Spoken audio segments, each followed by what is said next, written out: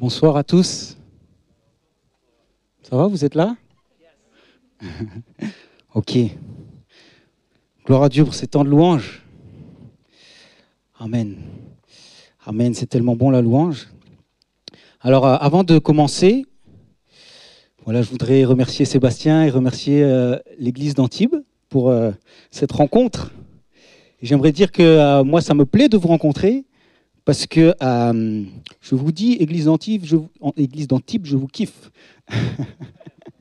Et c'est sérieux, vous savez, des fois, on entend des prédicateurs qui viennent et ils font que des compliments en introduction. On a l'impression que c'est l'introduction, mais c'est vraiment quelque chose qui sort du cœur. Et j'aimerais dire, c'est important d'aimer son église, parce que c'est une grâce de Dieu, l'église. Et c'est important d'aimer son église. Et il y a des fois des églises qu'on aime un peu plus que d'autres. Amen. Alors, gloire à Dieu pour l'église d'Antibes. Voilà, donc ce que je vais faire, c'est je vais me plonger directement dans le message. Alors, pour débuter ce message, j'aimerais vous raconter une histoire, quelque chose qui m'est arrivé. Ça fait de ça il y a 4 ans en arrière. Donc j'habitais dans une ville, vous savez, nous on vient les Beausoleil-Lois, là on vient de l'autre côté de Nice là.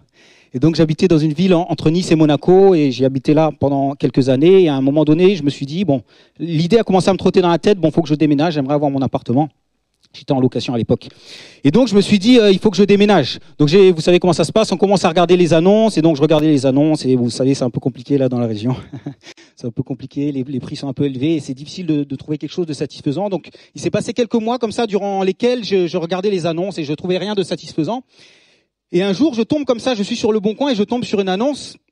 Et donc, je vois cette annonce, je vois un appartement qui me semble intéressant. Je regarde l'annonce, je commence à regarder les photos et je me dis, ah, ça a l'air vraiment intéressant. Et je me rends compte que dans l'annonce, en fait, c'était une ancienne grosse maison. Vous savez, dans le coin, des fois, il y a des grosses maisons comme ça, des grosses villas qui ont été divisées en appartements.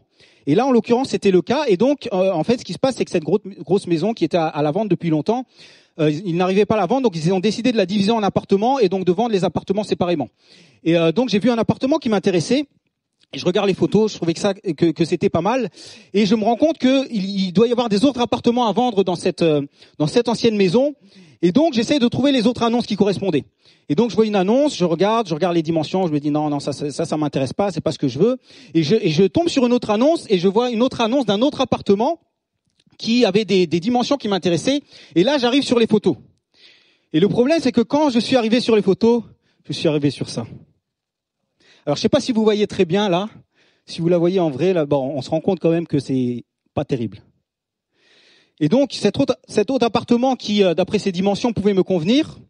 Alors, je précise, ces photos ne sont pas contractuelles, mais ça représente bien l'état des faits. Et donc, cet autre appartement qui pouvait me convenir, je suis arrivé sur cette photo et quand j'ai vu cette photo, je me suis dit, non, ça va pas le faire. Non, ça va pas le faire. Il y a même pas moyen que je visite un truc comme ça. Et donc, je me suis rendu donc sur le lieu de ces appartements. Moi, j'ai visité celui qui m'intéressait et celui-là, il était juste au-dessus. Et je me suis dit, c'est même pas la peine, je vais même pas visiter cet appartement. Et donc, ce qui s'est passé, c'est que donc il y a plusieurs personnes qui ont visité l'appartement que je voulais, l'autre appartement d'au-dessus, d'autres appartements autour. Et donc, il se passe que moi, j'arrive à avoir l'appartement d'en dessous et une dame arrive à acheter cet appartement-là. Et donc après, un peu avec tous les voisins, on devait emménager. Moi, j'ai été le premier à emménager. Et j'ai été le premier à emménager. Et il se trouve que alors que j'emménageais, à cette époque-là, je travaillais de chez moi. Et qu'est-ce qui s'est passé, c'est que durant les 2-3 premiers mois où j'ai emménagé, toute la journée, j'entendais des coups de marteau, j'entendais des perceuses, j'entendais des visseuses, toute la journée. Toute la journée, j'étais embêté par ce bruit. Et donc, il s'est passé, je crois, quelque chose comme 3 mois. Et au bout de 3 mois, donc il y a la voisine, donc on avait pris tous nos numéros entre voisins, et il y a la voisine qui nous envoie un message à chacun et elle nous dit: ça y est, j'ai fini mon appartement, j'aimerais vous inviter pour prendre le pot de l'amitié entre voisins, pour apprendre à se connaître, etc. Et donc voilà, tout le monde a accepté, et donc on s'est fixé une date, et arrivé cette date, et moi je suis monté et je me suis retrouvé devant la porte de son appartement. Et ce qui s'est passé, c'est que alors qu'elle ouvre la porte pour qu'on puisse rentrer et boire le pot de l'amitié, je suis rentré dans un appartement et ce que j'ai vu, c'était ça. C'est la même pièce. C'est la même pièce. Et alors que je suis rentré chez elle, je me suis dit, mais moi je croyais avoir pris le bel appartement, mais en fait elle m'a grillé là. Vous savez ce qui s'est passé dans mon histoire? C'est que moi, je suis rentré dans mon appartement, moi j'ai fait une constatation. Moi j'ai vu les annonces, j'ai vu les photos. Il y a des photos que j'ai vues et je me suis dit, c'est même pas la peine que je visite ça vaut pas le coup. Ça m'intéresse pas, c'est trop moche. Moi j'ai fait une constatation sur ce que j'ai vu, mais elle a fait autre chose, elle a fait une projection. Ça veut dire que, alors que moi quand j'ai vu les photos, j'ai considéré les appartements dans l'état dans lequel ils étaient. Elle voyait plus loin, elle était déjà dans la projection et elle arrivait déjà à voir cet état-là, alors que l'appartement était dans l'autre état. Et elle, donc, elle avait cette vision de qu'est-ce que l'appartement était capable de devenir. Et elle a vu donc dans cet autre appartement tout le potentiel qu'il y avait dedans. Et elle s'est dit, celui-là, je vais le prendre parce que malgré le fait qu'il ressemble à ceci, moi, je sais que je peux en faire cela. On a répété un peu là avec l'ordi. Amen. Moi, j'étais dans la constatation, elle était dans la projection. Voilà, ça c'était pour la petite histoire. Maintenant, j'aimerais vous raconter une autre histoire.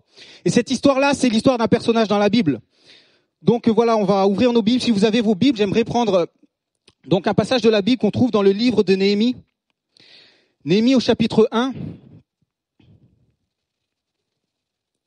Néhémie au chapitre 1, je vais prendre juste le verset 3 et 4. Je vais pas raconter toute l'histoire de Néhémie, mais simplement ce que j'aimerais vous raconter de l'histoire de Néhémie. Donc Néhémie, c'était... Néhémie, déjà, ce livre arrive relativement à la fin dans votre Bible, c'est pas la fin de l'Ancien Testament, mais chronologiquement, ça arrive relativement à la fin de l'Ancien Testament. Et donc Néhémie est cet homme qui était du peuple juif et qui a vécu dans une période durant laquelle donc le peuple juif était en exil. Ils étaient exilés, ils ne vivaient pas dans Jérusalem, ils ne profitaient pas de Jérusalem, et donc Néhémie était exilé. Et lui, personnellement, lui-même n'habitait pas dans Jérusalem, et donc il a décidé de se renseigner. Il a posé la question à des amis à lui qui étaient juifs. Il leur a posé la question, qu'est-ce qui se passe à Jérusalem? Quel est l'état de Jérusalem actuellement? Et donc on arrive dans Néhémie chapitre 1 verset 3 où il est dit, ils me répondirent, ceux qui sont restés de la captivité sont là dans la province, au comble du malheur et de l'opprobre. L'opprobre, ça veut dire la honte. Les murailles de Jérusalem sont en ruine et ses portes sont consumées par le feu. Lorsque j'entendis ces choses, je m'assis, je pleurai. Et je fus plusieurs jours dans la désolation. Je jeûnai et priai devant le Dieu des cieux. Amen. Amen. Alléluia. Moi, vous savez, j'aime beaucoup l'histoire de Néhémie. J'aime beaucoup l'histoire de Néhémie parce que Néhémie, c'est un homme extraordinaire. C'est un homme qui a fait des choses extraordinaires pour Dieu. Donc là, on a lu le récit de Néhémie qui apprend cette nouvelle de l'état de Jérusalem, et on voit l'effet que ça a eu sur lui, la réaction qu'il a eue. Et à la suite de ça, si vous prenez les versets suivants, vous verrez que Néhémie commence à prier. Donc il commence à élever la voix vers son Dieu, il commence à prier. Et à la fin de sa prière, à un moment, il va dire quelque chose. On arrive dans Néhémie chapitre 1 verset 9. Et Néhémie dit, il rappelle en fait à Dieu les promesses qu'il avait faites et tout ce qu'il avait dit. Et en particulier, Dieu avait dit, mais si vous revenez à moi, si vous observez mes commandements et mettez en pratique, alors, quand vous seriez exilés à l'extrémité du ciel, de là, je vous rassemblerai et je vous ramènerai dans le lieu que j'ai choisi pour y faire résider mon nom. Amen. Amen. Alors simplement pour ceux qui ne connaissent pas bien ce qu'est Jérusalem, et en particulier ce qu'était Jérusalem dans l'Ancien Testament, Jérusalem, c'était cette ville qui était issue du fait que Dieu un jour a décidé de se révéler à un homme. Il a choisi Abraham, il s'est révélé à Abraham, et il a fait une promesse à Abraham. Et il a dit à Abraham, tu auras une postérité, et cette postérité va habiter dans un pays. Et donc, la promesse que Dieu avait faite à Abraham, c'était que, tout d'abord, Abraham allait donner naissance à un fils. À la suite de ça, il allait avoir des générations qui allaient naître. Et c'est comme ça qu'est né le peuple juif. Et que voulait faire Dieu avec le peuple juif? Dieu avait choisi le peuple juif pour être le peuple qui allait révéler la gloire de Dieu dans le monde. Ça veut dire que, pour montrer toute sa grandeur, toute sa puissance, Dieu avait décidé de le faire à travers le peuple juif. Et en particulier, donc, Dieu lui a donné à ce peuple juif la terre promise. Et dans cette terre promise, il y avait une ville qui était particulière, c'était la ville de Jérusalem. C'était le chef-lieu de cette terre. Et dans cette ville, il y avait quoi? Il y avait un temple. Et dans ce temple, Dieu se manifestait. Et Jérusalem, c'était quoi? C'était appelé la ville sainte. Ça veut dire que quelque part, c'était un peu le summum de toutes les villes. Spirituellement parlant, c'était la ville phare. Et c'était vraiment à travers Jérusalem que Dieu voulait manifester toute sa gloire. Alléluia. Et donc, quand Néhémie a appris ça, Néhémie s'est dit, il y a un problème. Jérusalem n'est pas censé être dans l'état dans lequel il est actuellement. Et c'est pour ça que Néhémie était dans la désolation comme ça. Alors moi, maintenant, ce que j'aimerais faire, c'est peut-être que tu es là et tu dis, ok, c'est quoi le rapport avec moi? C'est quoi le rapport avec cette histoire de l'Ancien Testament et mon histoire à moi? Si tu arrives dans le Nouveau Testament, tu peux parcourir les évangiles, tu arrives dans l'évangile de Jean et tu peux trouver en particulier dans Jean chapitre 4, il y a cette histoire de Jésus qui rencontre une femme qui s'appelle la Samaritaine. Et donc Jésus va s'adresser à cette femme. Et donc cette femme, au bout d'un moment, discutant avec Jésus, elle se rend compte que c'est quelqu'un qui a quelque chose de particulier. Elle croit que c'est un prophète. Et elle lui pose cette question, sachant que il semble que c'est un prophète. Elle lui dit, alors nous, Samaritains, on a entendu qu'il faut adorer sur cette montagne, et vous dites que c'est à Jérusalem qu'il faut adorer. Alors où est la vérité? Et Jésus va lui faire cette réponse. Il lui dit que c'est à Jérusalem que vous devriez adorer maintenant. Mais j'aimerais t'annoncer quelque chose, c'est que vous adorez sur cette montagne, les Juifs adorent à Jérusalem, mais vient le temps où les vrais adorateurs m'adoreront en esprit et en vérité. Et en fait, ce que Jésus est en train d'annoncer, c'est que bien que, au moment où il y parle, Jérusalem soit le lieu phare de la manifestation de la gloire de Dieu, Jésus était en train d'annoncer une chose, c'est que la Jérusalem de l'Ancien Testament, ça allait être la vie des hommes. Ça veut dire que Jésus allait venir habiter dans le cœur des hommes, et maintenant, ce qui allait manifester la gloire de Dieu, c'était quoi? C'était ses enfants dans lesquels Dieu allait habiter. Et donc, ça veut dire qu'aujourd'hui, j'aimerais te dire que aujourd'hui, c'est toi qui es censé manifester la gloire de Dieu. Aujourd'hui, la Jérusalem, c'est qui? C'est toi. Alléluia. Et vous savez, en particulier, on voit que dans les évangiles, il est dit que, si vous lisez en particulier l'évangile de Jean, il est dit que Jésus est la lumière. Et donc, lui qui est la lumière est venu manifester toute la gloire du Père. C'est en particulier dit que personne n'a jamais vu Dieu. Le Fils unique qui est dans le sein du Père est celui qui l'a fait connaître. Et vous savez quoi, Jésus qui était cette lumière, dans le sermon sur la montagne, Matthieu 5, il va dire à ses disciples, vous êtes la lumière du monde. Ça veut dire que tout ce que Jésus a été, lui qui a manifesté la gloire du Père, il a transmis ça à ses disciples. Le sermon sur la montagne, il parle à ses disciples. Et à la suite de ça, l'Église est née, les disciples ont transmis ça à l'Église. Et ça veut dire qu'aujourd'hui, c'est toi la Jérusalem. Et j'aimerais dire que peut-être tu sais ça et aujourd'hui, peut-être que tu es la Jérusalem comme à l'époque de Néhémie. Quand Néhémie a entendu cette nouvelle. Et peut-être que quand tu regardes ta vie, tu te dis, mais les murs sont en ruine. Quand tu regardes ta vie spirituelle, peut-être tu te dis, mais les murs sont en ruine. Et moi, ce que j'aimerais faire ce soir, c'est que j'aimerais te communiquer la mentalité de Néhémie. Parce que je vais faire une spoiler alerte. On va pas lire toute l'histoire de Néhémie. Mais certainement que vous vous doutez que Néhémie s'est lancé dans la reconstruction et Néhémie est arrivé au bout de la reconstruction. Et moi, ce que j'aimerais faire, c'est que si tu es dans cet état où tu remarques que ta vie est comme cette Jérusalem de laquelle les murailles se sont écroulées, de laquelle les portes ont été consumées par le feu, j'aimerais te communiquer la mentalité de Néhémie pour que tu puisses décider aujourd'hui de rebâtir, de reconstruire. Et j'aimerais dire que si tu décides de reconstruire aujourd'hui, et si tu adoptes la mentalité de Néhémie, alors tu vas arriver au bout de la reconstruction.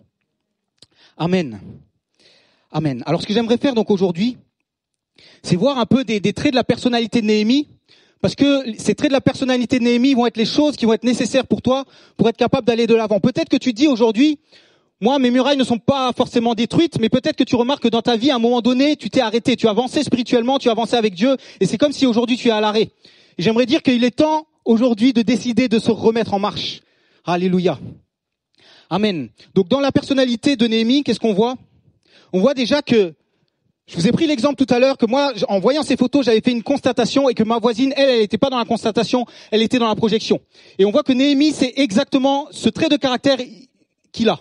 C'est-à-dire qu'il n'est pas dans la constatation, il entend parler de Jérusalem, mais lui, il est dans la projection. Pourquoi? Parce que il sait ce que Jérusalem est censé être. Et donc, il voit comment Jérusalem est censé être, et c'est ça qui provoque une réaction en lui. Alléluia.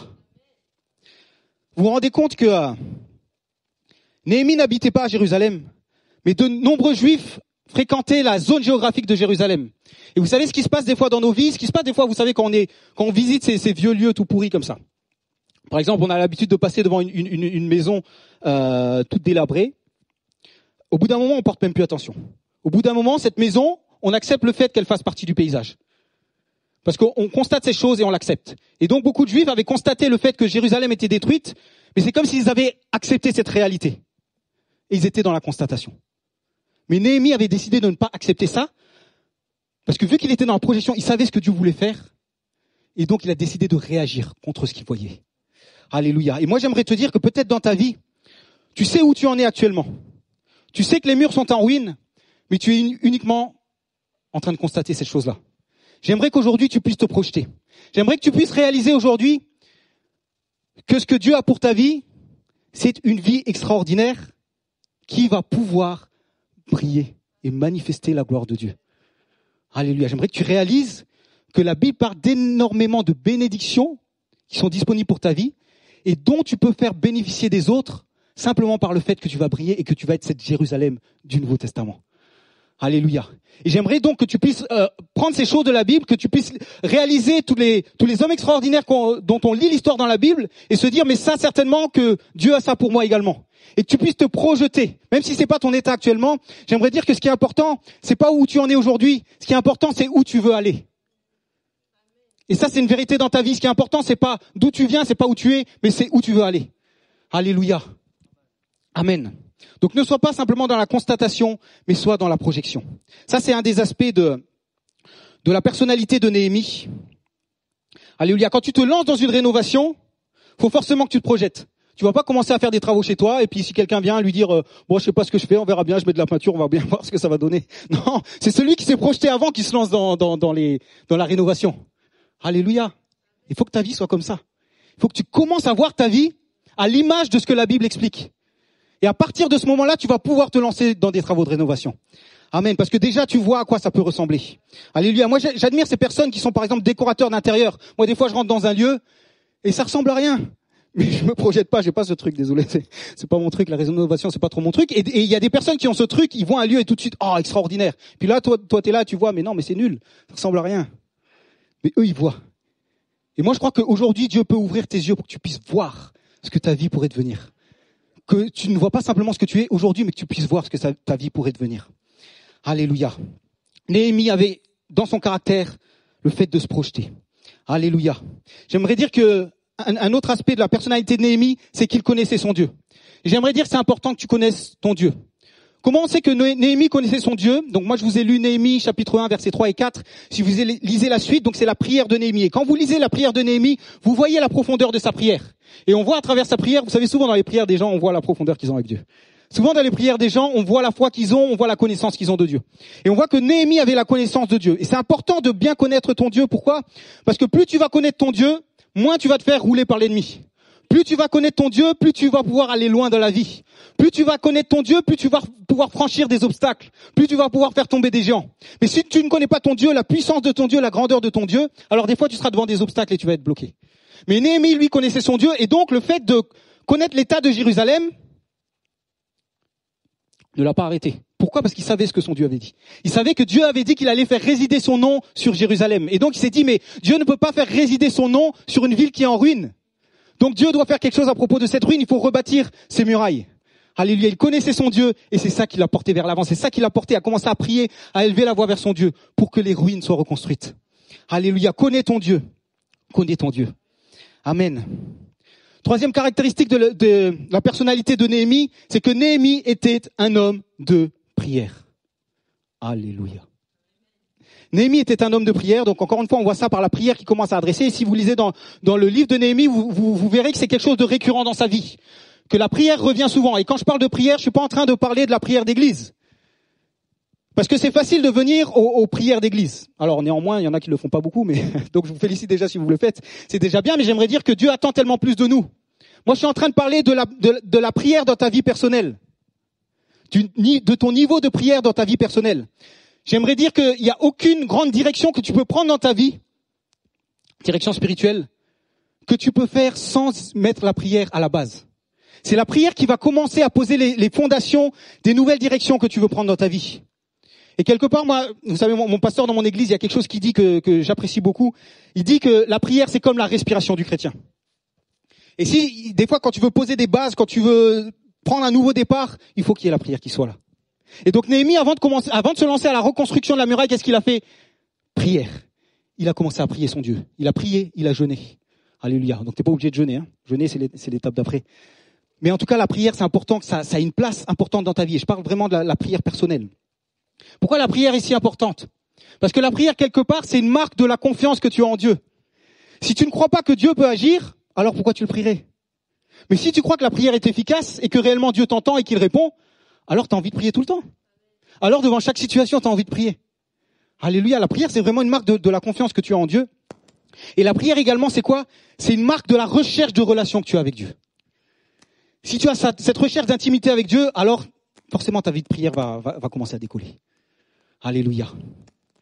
Amen. Ok, autre caractéristique, autre trait de la personnalité de Néhémie, c'est que Néhémie était quelqu'un de déterminé. Et j'aimerais vous dire qu'en tant que chrétien, des fois, vous savez, on avait notre vie dans le monde, on était un peu belliqueux comme ça, on se laissait pas faire. Des fois, on devient chrétien, on devient tout mou. Non, bon, j'espère que c'est pas comme ça. Hein. Peut-être c'est pas comme ça ici. Les gens sont exceptionnels ici. J'aimerais te dire, en tant que chrétien, il faut que tu sois déterminé. Il faut que tu sois déterminé. Et j'aimerais dire que quelque part, la détermination, c'est quelque part une conséquence de la connaissance que tu as de Dieu. Pourquoi ? Parce que constamment dans nos vies, on va être face à des situations durant lesquelles il y a des éléments qui sont là dans nos vies et on sait que c'est pas Dieu qui a placé ça. Ou on sait que c'est pas Dieu qui est en train de régner spécifiquement dans ce domaine. Et donc, si tu connais la grandeur de Dieu, tu sais que c'est pas quelque chose qui est censé être là installé dans ta vie. Et donc, tu vas être déterminé parce que tu sais que Dieu veut faire quelque chose pour toi. Alléluia. Si tu es un chrétien, il faut que tu sois déter. Alléluia. Si t'es pas déterminé, tu vas te faire balader dans la vie chrétienne. Il faut que tu sois déterminé. Amen. Et on voit qu'il est déterminé à la réaction qu'il a quand il entend les nouvelles de Jérusalem. Amen. Ok, autre caractéristique de la vie de Néhémie, c'est que Néhémie savait passer à l'action. Alléluia. La prière, c'est extraordinaire, mais il y a un moment dans nos vies où on a besoin de passer à l'action. Alléluia. Sans la prière, souvent, on ne peut pas faire grand-chose, mais des fois, simplement avec la prière, il y a certaines situations dans lesquelles la prière ne suffit pas. Il faut que tu te bouges. Et là, en particulier, on est en train de parler de quoi ? On est en train de parler de ton état spirituel. Et j'aimerais dire que pour ton état spirituel, il faut que tu pries et il faut que tu passes à l'action. Alléluia. Et j'aimerais dire que Dieu aime à faire des choses pour nous, mais il apprécie encore plus à faire des choses avec nous. Dieu se plaît à utiliser l'homme pour travailler, et en particulier dans ta vie, Dieu va se plaire à collaborer avec toi pour pouvoir transformer ta vie. Alléluia. Alléluia. Donc il faut que tu passes à l'action. Donc je reviens au récit de Néhémie. Donc Néhémie fait cette prière et Néhémie décide de se mettre à l'action. Il va commencer à parler au roi. Je reviendrai là-dessus. Et Néhémie va commencer à s'adresser aux Juifs qu'il connaît. Il essaie de rameuter tous ces Juifs et il va commencer à leur parler, et à leur communiquer cette vision qu'il a de reconstruire les murailles de Jérusalem. Et donc il commence à les motiver. Et donc on arrive en particulier dans Néhémie 2 au verset 18. Et donc tous ces Juifs auxquels il a parlé. Donc il est dit, et je leur racontais comment la bonne main de Dieu avait été sur moi et quelles paroles le roi m'avait adressées. Et ils dirent, donc ça, là c'est tous les Juifs à qui il a parlé, ils dirent, levons-nous et bâtissons. Et ils se fortifiaient dans cette bonne résolution. Amen. Amen. Leur réaction, ça a été quoi ? Levons-nous et bâtissons. Et si tu dois retenir une chose ce soir, j'aimerais que ce soit ça, que tu puisses dire ce soir en partant d'ici, levons-nous et bâtissons. Que tu puisses dire pour ma vie, je me dis à moi-même, lève-toi et bâtis. Alléluia. Le passage à l'action. Alléluia. Et donc, il y a un passage à l'action. Et j'aimerais dire qu'on voit qu'il est dit que quoi ? Donc Néhémie ne s'est pas lancé tout seul. Il a commencé à rameuter les troupes autour de lui. Et j'aimerais dire que c'est quelque chose qui est important. Si peut-être tu as été arrêté dans ta vie, ou tu as été comme bloqué, ou ta vie spirituellement a comme dégringolé, ça va être important de t'entourer pour que tu puisses avoir des personnes qui vont être là avec toi à te fortifier et à t'aider. Alléluia. Parce qu'il y a une force dans la communion fraternelle, il y a une force dans le fait que tu aies des amis chrétiens avec toi, qui prient pour toi, qui travaillent avec toi, qui t'encouragent. Et si toi, tu vois que actuellement tu es dans un bon état spirituel, j'aimerais t'encourager à une chose, c'est à ce que toi tu puisses être quelqu'un qui va fortifier quelqu'un d'autre qui a besoin. Alléluia. Parce que c'est comme ça qu'on avance ensemble en se fortifiant les uns les autres. Alléluia. Et donc il est dit en particulier que ces Juifs, ils ont fait quoi ? Ils ont pris une résolution. Alléluia. C'est quoi une résolution ? Vous savez, c'est ce truc-là qu'on fait au Nouvel An, là. Que moi, je vais arrêter il y en a, c'est je vais arrêter de fumer. Il y en a, c'est je vais arrêter de, je sais pas, n'importe quelle bêtise. Et souvent, quand tu prends ces résolutions comme ça, qu'est-ce qui se passe ? C'est que les premiers jours, t'es quoi ? T'es focalisé. T'es focalisé là-dessus. Et j'aimerais dire, si tu veux reconstruire la muraille, tu vas avoir besoin d'être focalisé. Parce que Néhémie a reconstruit la muraille en 52 jours. Ça, c'est quelque chose d'extraordinaire. C'est une muraille qui était détruite depuis des années. Personne ne s'était lancé dans cette entreprise de reconstruire. Et Néhémie, en simplement 52 jours, c'est moins de 2 mois, il a réussi à reconstruire les murailles. Alléluia. Pourquoi ? Parce qu'il était focalisé. Parce que les hommes qui travaillaient avec lui avaient pris cette résolution de reconstruire et ils étaient focalisés là-dessus. Quand tu prends une résolution, il y a énormément d'autres choses sur lesquelles tu étais concentré dans ta vie, mais là, spécifiquement à ce moment-là, tu décides, je suis en temps de reconstruction, je me concentre là-dessus. Quand tu te lances dans la rénovation, Si tu te concentres pas là-dessus, tu commences à t'éparpiller partout et t'avances pas. Alléluia. Mais si tu décides aujourd'hui de reconstruire, il faut que tu sois quelqu'un de résolu. Alléluia. Donc maintenant, ce que j'aimerais voir, c'est la démarche qu'a faite Néhémie pour reconstruire la muraille. Donc j'aimerais dire la première chose, j'en ai déjà parlé, c'est quoi? C'est la prière. Donc dans sa démarche, la première chose, ça a été de plier le genou devant Dieu et de commencer à prier. Et après ça, on voit que Néhémie, en fait, si vous lisez le début du chapitre 2, donc je vais pas le prendre là, mais si vous lisez le début du chapitre 2, il est dit que Néhémie a commencé à voir le roi. En fait, c'est le roi qui a vu que Néhémie était comme dans comme dans un état de déprime, comme ça, il a commencé à lui poser des questions. Et Néhémie lui a dit, c'est parce que je vois l'état de Jérusalem et c'est pas quelque chose qui réjouit mon cœur. Et donc, je suis dans la tristesse à cause de ça. Et ce qui se passe à la suite de ça, c'est que le roi va décharger Néhémie de ses fonctions pour que Néhémie puisse se rendre à Jérusalem et puisse entamer les travaux de reconstruction. Et j'aimerais dire que quand on voit ça, qu'est-ce qui se passe là dans ce passage? Il se passe que Néhémie, en fait, bien qu'il ait la volonté que quelque chose se passe pour les murailles de Jérusalem, il était dans l'incapacité de reconstruire les murailles. Pourquoi? Parce qu'il était déjà assigné à d'autres fonctions. Et ce qui se passe, c'est que des fois dans nos vies, vous savez, si tu as envie de reconstruire quelque chose, si tu as envie de repartir de l'avant, des fois tu peux pas. Pourquoi? Parce que tu es trop occupé à gauche, à droite. Ton attention est prise à gauche, à droite. Il y a un don qui a été donné dans ce sens, par rapport au cœur qui est trop pris des fois à gauche, à droite. Et souvent, c'est des choses qui t'empêchent d'avancer, qui t'empêchent de reconstruire, qui t'empêchent d'aller de l'avant. Et donc, Néhémie a dû être déchargé de ces choses-là pour pouvoir pleinement se consacrer à la reconstruction. Alléluia. Ça, c'est un peu, vous savez, c'est un peu le mal de ce siècle. On est un peu tout le temps pris à gauche, à droite, mais j'aimerais dire, va falloir que tu fasses de la place dans ta vie. Si tu veux reconstruire, va falloir que tu fasses de la place dans ta vie. Je me rends compte dans ma vie, le nombre de choses inutiles qu'on peut mettre dans nos vies, c'est incroyable. C'est incroyable. J'espère que vous le réalisez, le nombre de choses inutiles. Il faut toujours voir la vidéo suivante. Vous savez, des fois, je regarde des prédications, par exemple, sur YouTube, et tu as fini la prédication, et tu vois là dans la bande, là sur le côté, il y a une autre prédication qui semble super. Et donc tu pars sur l'autre prédication. Alors c'est pas mal d'écouter des prédications, mais au bout d'un moment, j'en suis à la 4e, et je me dis, mais je suis parti d'où à la base? Et je suis pas sûr que, en fait, bien que les prédications m'ont fait quelque chose de bien, je suis pas sûr que c'est exactement là que Dieu voulait me conduire. Peut-être qu'il voulait que je passe un temps de prière. Et ça, c'est la spécialité de YouTube, de t'emmener, de faire suivre un fil comme ça. Et il y a énormément de choses comme ça. Et des fois, simplement, voilà, il y a nos vies qui commencent à être encombrées par tout un tas de choses, ce qui fait qu'on n'a plus le temps pour se concentrer, se focaliser sur la reconstruction. Amen. Il faut que tu fasses de la place dans ta vie. Amen. À la suite de ça, donc Néhémie a été déchargé des fonctions qu'il avait. Et donc, qu'est-ce qu'il va faire? Il va se rendre sur les lieux de la muraille. Il va se rendre là avec sa monture. Il se rend sur les lieux de la muraille. Et qu'est-ce qu'il fait? Il commence à explorer. Il commence à explorer. Il regarde l'état de la muraille parce qu'il en avait entendu parler, mais il voulait voir de ses propres yeux. Et j'aimerais dire que quand tu veux te lancer dans un chantier de rénovation, tu es obligé de voir le chantier sur place. Et donc, ça représente quoi ça dans ta vie? Ça représente simplement le fait que des fois, il faut que tu t'arrêtes dans ta vie. Souvent, on vit dans une époque où tout doit aller vite. Tout doit aller vite. J'ai dit tout à l'heure, on est pris par énormément de choses. Et souvent, tout doit aller vite. Et on prend jamais le temps de s'arrêter et de constater. Et si on prenait le temps de s'arrêter et de constater, on réaliserait où en est notre vie spirituelle réellement. Et des fois, c'est une fuite, vous savez. On est tout le temps occupé à gauche, à droite. Et on n'a jamais le temps pour s'arrêter. Pourquoi? Parce que c'est une fuite, parce qu'on ne veut pas regarder où on en est.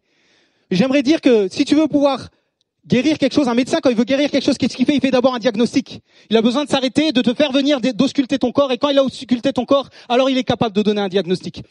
Et alors il est capable de t'opérer. Mais il peut pas t'opérer simplement si tu viens comme ça, s'il a pas le temps de voir ce que tu as. Et j'aimerais dire, dans nos vies, ça doit être la même chose. Il faut que tu prennes des fois le temps où tu t'arrêtes et tu constates. Le constat, c'est pas là où tu t'arrêtes, parce que comme je vous l'ai dit tout à l'heure, Néhémie ne s'est pas resté au constat, il s'est projeté. Mais n'empêche que le constat est nécessaire. Et donc, Néhémie a commencé à observer, à analyser les murailles de Jérusalem. Il a commencé à regarder les portes qui avaient été consumées. Et alors qu'il faisait ça, il était déjà en train de se projeter et de voir comment il pourrait reconstruire. Mais en tout cas, il a passé ce temps où il s'est arrêté, où il a pris le temps de s'arrêter et de constater. Amen. Amen. Et je prie que, alors que je suis en train de prêcher, tu puisses commencer à constater où en est ta vie actuellement. Alléluia. Alléluia. Et à la suite de ça, Néhémie se lance dans la reconstruction. Et j'aimerais dire que ce qu'on voit dans la vie de Néhémie, c'est que, donc vous savez, Néhémie n'était pas libre de faire ce qu'il voulait. Il y avait un roi qui était au-dessus de lui, et donc Néhémie n'était pas libre de ses mouvements. Mais il y a une chose qui s'est passée, c'est que quand Dieu a vu le cœur de Néhémie, quand Dieu a vu les intentions de Néhémie, il y a eu la faveur de Dieu sur la vie de Néhémie. Ça veut dire que chaque fois que Néhémie a eu besoin de faire une demande pour qu'on lui donne l'autorisation de pouvoir reconstruire, toutes les portes se sont ouvertes. J'aimerais que tu puisses réaliser une chose, c'est que si tu décides aujourd'hui que tu vas commencer à construire quelque chose, tu sais, dans ta vie, tu peux construire énormément de choses. La Bible dit que dans nos vies, on peut construire avec du foin des matières viles et on peut construire avec des matériaux précieux. Ça veut dire que tu peux construire des choses spirituelles qui vont te suivre toute ta vie, où tu vas construire quelque chose dans ta vie et ta relation avec Dieu, ou tu peux construire simplement par le temps que tu passes dans diverses activités, des choses qui au final ne vont te servir à rien. Donc je prêche pas contre les activités. Simplement ce que je dis, c'est que c'est important dans ta vie que tu commences à construire des choses solides. Alléluia.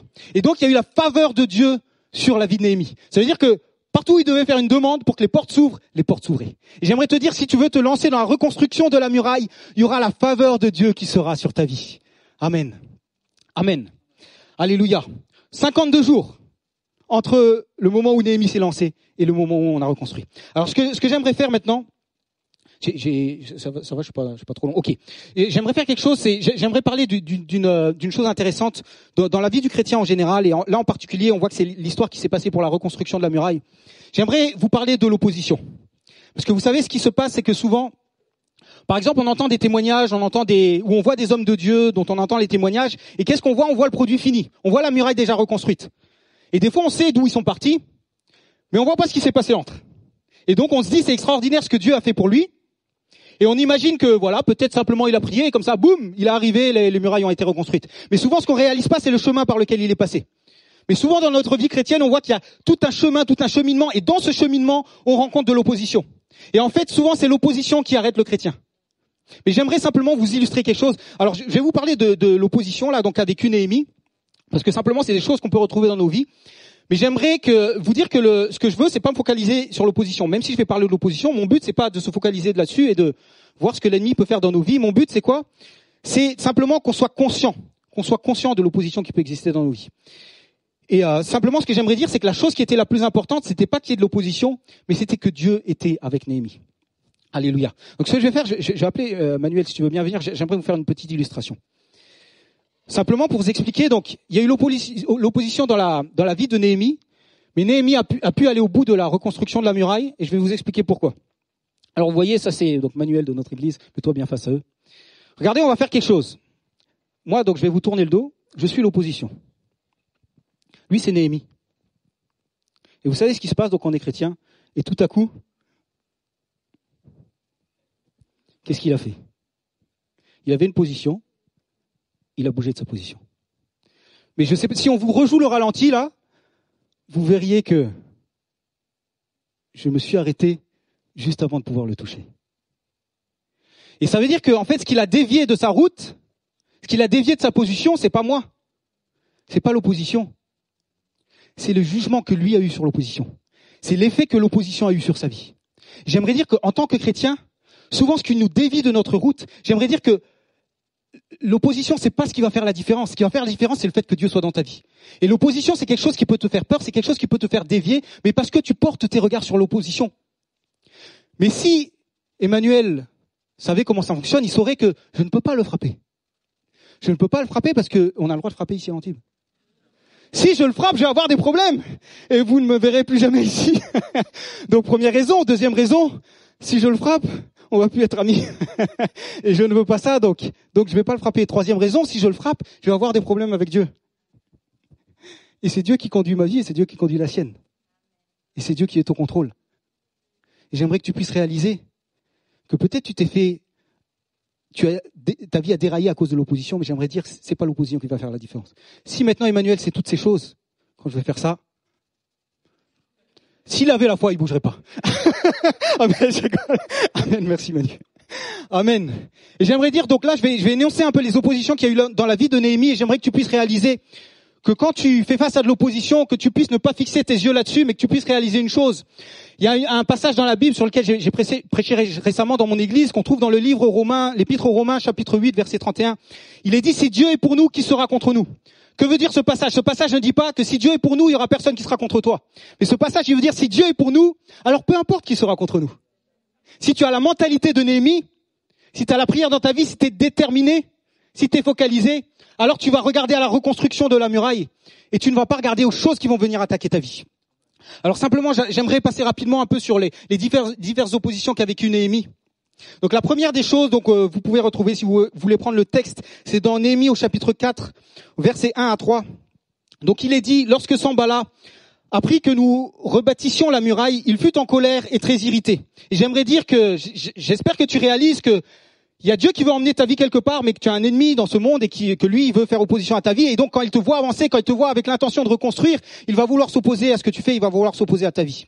Et donc, il est dit, donc, Sanballat se moqua des Juifs et dit, devant ses frères et devant les soldats de Samarie, à quoi travaillent ces Juifs impuissants?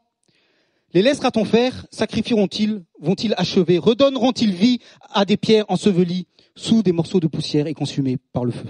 Tobija l'ammonite était à côté de lui et il dit qu'ils bâtissent seulement. Si un renard s'élance, il renversera leur muraille de pierre. Amen. Ce qu'on voit là, c'est quoi? C'est l'ennemi qui essaye de les ridiculiser.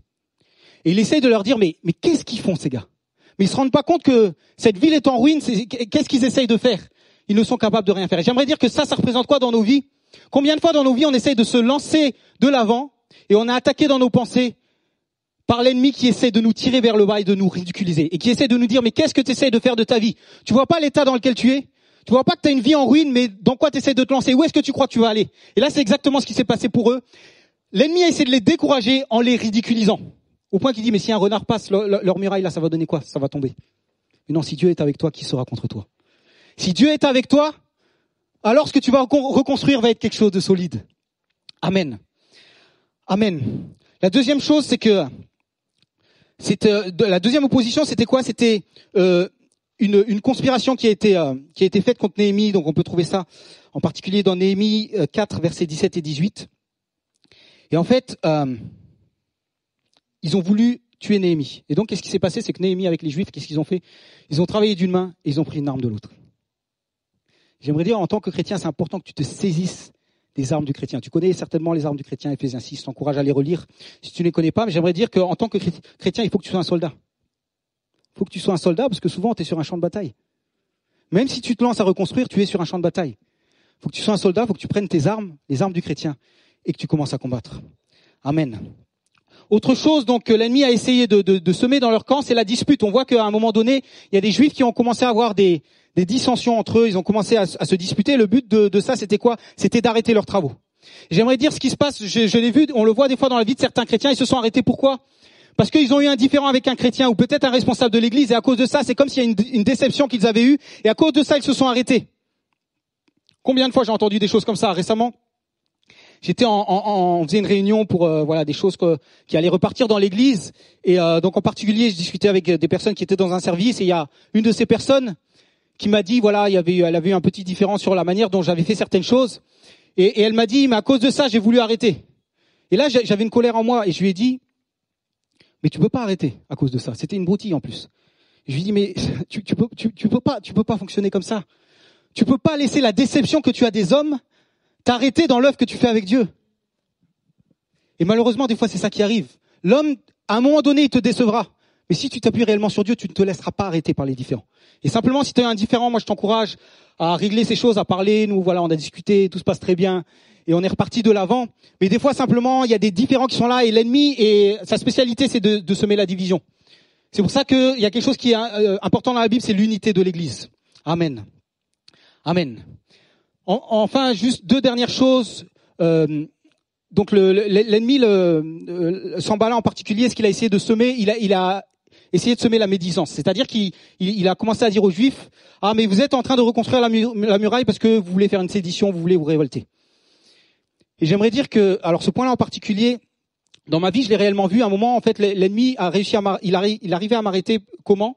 Simplement, chaque fois que je prenais une décision pour aller plus loin spirituellement, c'est comme s'il disait dans mon cœur, ah mais tu vas tomber dans l'orgueil, parce que tu vas t'enorgueillir, tu es en train d'essayer de t'élever. Et ça, c'était quelque chose qui était totalement un blocage dans ma vie. J'aimerais dire, si les intentions de ton cœur sont pures, ne te laisse pas arrêter. Ne te laisse pas arrêter par ça, parce que l'ennemi essaiera de t'arrêter comme ça. Alléluia. Amen. Mais Néhémie avait compris la ruse et donc il a foncé, il a continué à construire la muraille. Et enfin, la dernière chose qu'on voit, c'est que l'ennemi a essayé d'instiguer la peur dans la vie des Juifs pour qu'ils aient peur pour leur vie et qu'ils arrêtent de reconstruire la muraille. J'aimerais dire que la peur, c'est souvent ce qui nous arrête en tant que chrétiens. En fait, quand on discute, on voit que dans le monde, la peur, c'est quelque chose qui règne sur la vie des personnes en général, mais ce qu'on voit et qui est plus effrayant, c'est qu'on voit qu'il y a énormément de peurs qui sont là dans la vie des croyants. Et que la peur, des fois, c'est quelque chose qui arrête nos vies. Mais j'aimerais dire que Dieu aimerait bannir la peur de ton cœur. Et des fois, tu te lances dans quelque chose et tu vois que la chose est tellement grande que même des fois, tu as peur de ça. J'aimerais dire que Dieu aimerait bannir ça de ton cœur pour que tu puisses continuer la reconstruction de la muraille. Amen. Je vais appeler l'équipe de louange, s'il vous plaît, si vous pouvez revenir. On va faire un temps d'appel. J'aimerais vous rappeler une chose, c'est que Néhémie, c'est extraordinaire parce qu'en 52 jours, il a reconstruit la muraille. Et voilà, je ne connais pas vos situations à chacun d'entre vous, mais j'aimerais faire un appel ce soir. C'est peut-être tu es là et tu réalises que ta vie, c'est comme Jérusalem du temps du début de la vie de Néhémie. Et tu fais le constat de ta vie, tu regardes et tu vois que c'est comme si tes murailles sont effondrées et tes portes sont consumées par le feu. Et tu aimerais décider une chose aujourd'hui, c'est de te lever et de bâtir. Et si c'est ton cas, j'aimerais que tu puisses t'avancer. On va prier pour toi. On va être là pour te soutenir. On va être là pour prier pour toi et pour que tu puisses réussir dans cette entreprise. Et j'aimerais dire que c'est important aussi que après ça, que tu te rapproches des responsables de ton église qui vont être là pour te soutenir. Tu puisses discuter de ta situation avec eux. Et ils vont être là, ils vont prier pour toi et ils vont t'aider. Et peut-être également que tu es ici et tu vois que les murailles de ta ville ne sont pas forcément détruites, mais tu vois que tu t'es arrêté. Tu vois quelque part, tu avais commencé quelque chose et tu t'es arrêté à cause des oppositions, à cause des choses qui sont venues dans ta vie et tu aimerais reprendre la route. J'aimerais que tu puisses t'avancer également et qu'on puisse prier pour toi, avec toi. Amen.